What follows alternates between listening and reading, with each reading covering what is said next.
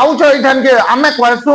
भाई विश्वास तो कर प्रभु तुमर जीवन रे काम करबे गुटे कथा सुना जायसी विश्वास करूछु बोली तो एतकी दूर के आउछु किए छत्तीसगढ़ आइछे किए राउरकेला आइछे किए आउ केन केन जगह आइछे से मान को आमे गुटे कथा कहू भाई प्रभु तुमर जीवन रे काम करबे एथिर लागि तो डाकिछन विश्वास करो हाँ विश्वास करूछु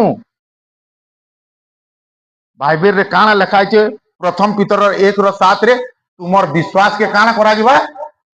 परखा जिबा आमर घर के पले आबो चर्च के बोले आमार चाबी दे देमी भाई काहे लागन न दिए कि जाइन छे तुमे केनता टे अजे चोर डकेत गुंडा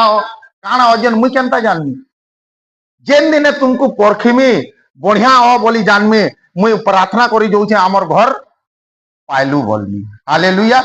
तो आज भी तुम्हें जेन जिनिस लगी ई जगह के आइछो से जिनिस तुमको श्योर दिया जीवा लेकिन पहला तुमर विश्वास के परखा जीवा तुम्हें आसी गलो सेटा विश्वास नुहे से तुम्हें सब बाटू हारिज बोली जगह के आइछो तुम्हें नहीं भाबो गुटे मनुष्य चर्च के पले आसी